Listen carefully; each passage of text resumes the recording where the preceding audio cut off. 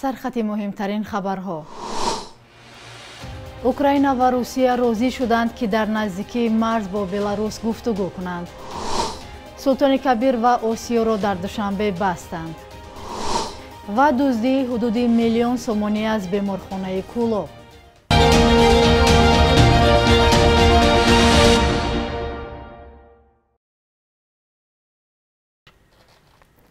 سلام بیننده‌های عزیز، هفته نوتان بخیر باشد.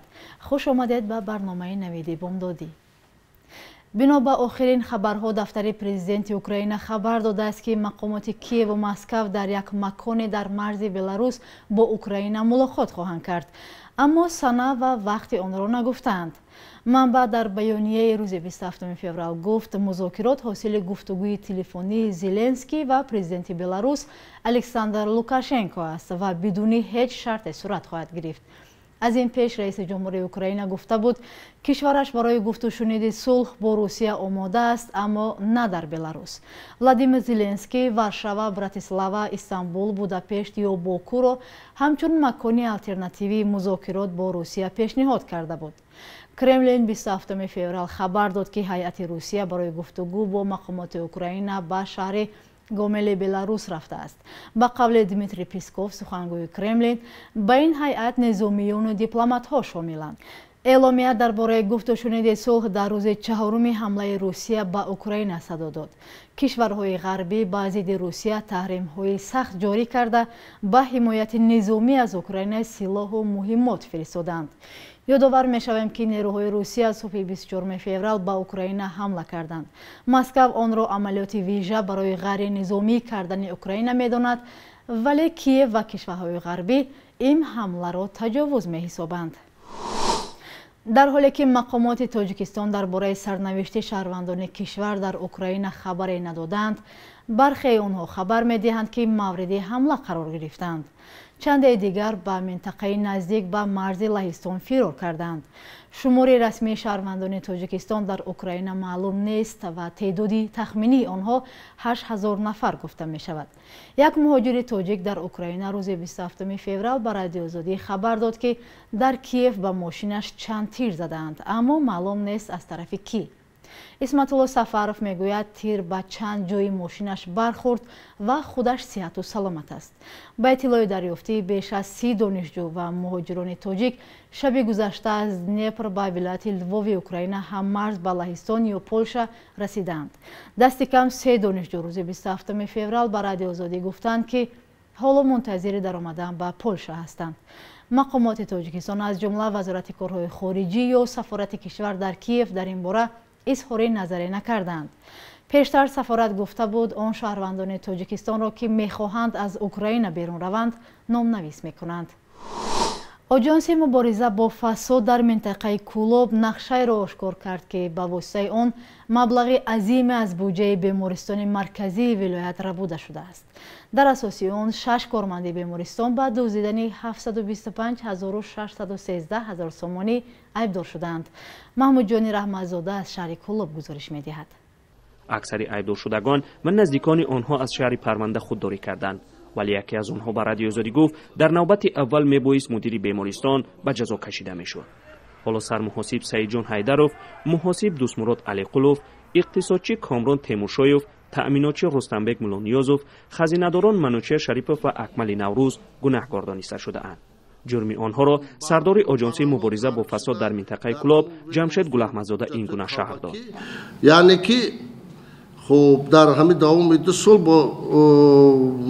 با وداموسی مزد مهنت کارمندان بیمارخانه وارد نمودن معلومات بردروغ و با شخصان بیمارخانه نام برده فعالیت نداشته کشودنی و نامشون کشودنی کارت‌های پلاستیکی بانکی. در نشست خبری گفته شد که برخی از عیبدار شدگان ضرری رسانده خود را پوشانیده اند و نزدیکان یکی از آنها به رادیو آزادی گفت که وی 8 فوریه آزاد می شود. 687 از 14000 سومانی با مبلغ با بودجت برقرار کردیم. 687,000 از 104 سومانی همگی مون مبلغ 38,000 از 10,000 سومانی واقعا ما پرونده جنایتی را پرا با اتمام رسانده تفتیش پیش گرفت برای محتم بررسی نمودن با سود ارسال نمودیم. این باری اول نیست که از بودجه بیمارستان ولایتی کلاب مبلغ‌های کلان را برده می شود. نیازمند شامدوف مدیر بیمارستان به سوال خبرنگاران پاسخی دقیق نداد که چگونه و چرا زیردستانش با چنین عمل دست زده‌اند. و در مورد ضرورت بعد بایکوم رسیدن سانشور معلومات بعدا وزیر در دوره سانشور. یکی از عیبدار شوندگان با درخواست نامبر نشدنش میگوید محاسبان و خزینه‌داران در عمل تنها نبودند. سال 2016 آژانسی مبارزه با فساد در منطقه کلاب دزدیده شدن 1,200,000 سومانی را در بیمارستان ولایتی آشکار کرده بود. آنگاه هیئت رهبری بیمارستان و بخش مالیه منطقه از کار رانده شدند. اما این بار هرچند دزدی آشکار شد، کسی از رهبریت مالیه و بیمارستان سبکدوش نگردید. محمود جان رحمتزاده، آزادی، کلاب. بازار سلطان کبیر و مرکزی سودای آسیا را در دوشنبه بستند. مقامات گفتند 27 و 28 فوریه در آنجا روزهای سانیتری است و از روز 1 مارس امسال فعالیتشان قطع کرده می شود. قراری از بین بردن سلطان کبیر و آسیا ماه نوامبر سال گذشته صادر شده بود. شهرداری گفت با این کار 3 کوچه پایتخت را با طلبات معماری و شهرسازی معاصر موافق کرده حرکت بی ممانعتی ماشین ها را تامین می کنند.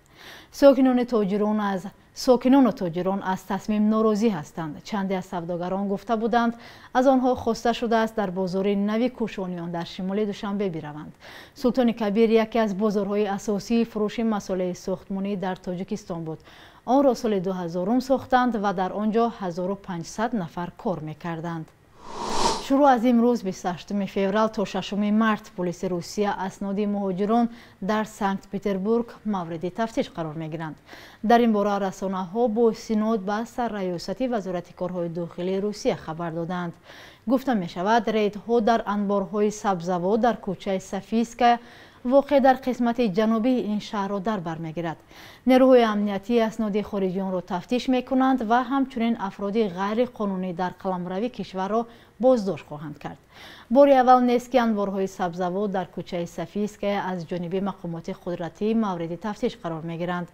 هنگام سنجش در ماه نوامبر سال 2021 در آنجا بیش از 130 مهاجر بازداشت شده بودند. بخش یک روز تاریخ را در تهیه همکارمان خیرمان بقازاده همراه می‌بینیم.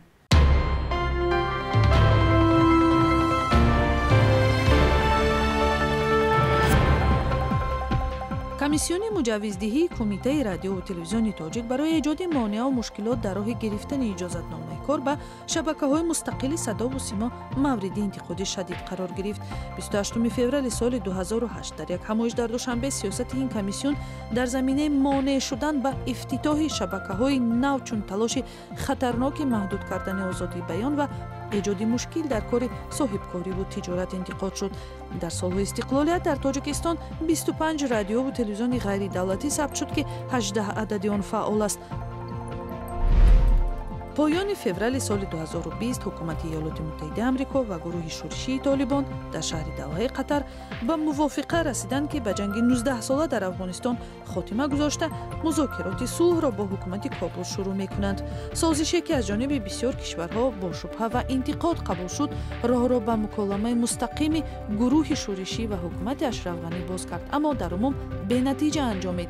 ایالات متحده آمریکا و ائتلاف بین‌المللی تا 15 آگوست سال 2021 نیروهایشان را از خاک افغانستان بیرون بردند. تاجیکستان اعتراف طالبان را قاطعانه رد کرده است. 28 فوریه سال 1951 آوازخوان تاجیک و عضو دسته هنری گلشن عمرزیوف تولد شده است. این هنرمنده که صدای نرم و فوره می‌دارد در یک مصاحبه‌اش با ازیا پلوس اعتراف کرد که با سپارش این مقامات مجبور بود بسیار وقت ترانه‌های روسی بخواند، ولی شنونده‌اش در تاجیکستان تقاضای دیگر داشت. سالهای بعدی به اجرای آهنگ‌های تاجیکی زمانوی و کلاسیکی پرداخت. قرب روبل روسی نسبتاً بالا رفته. بنا به مقررات بانک ملی 1000 روبل 136 سومانی و 50 درم است. قرب دلار به تغییر است و 100 دلار 1130 سومانی مقرر شده است.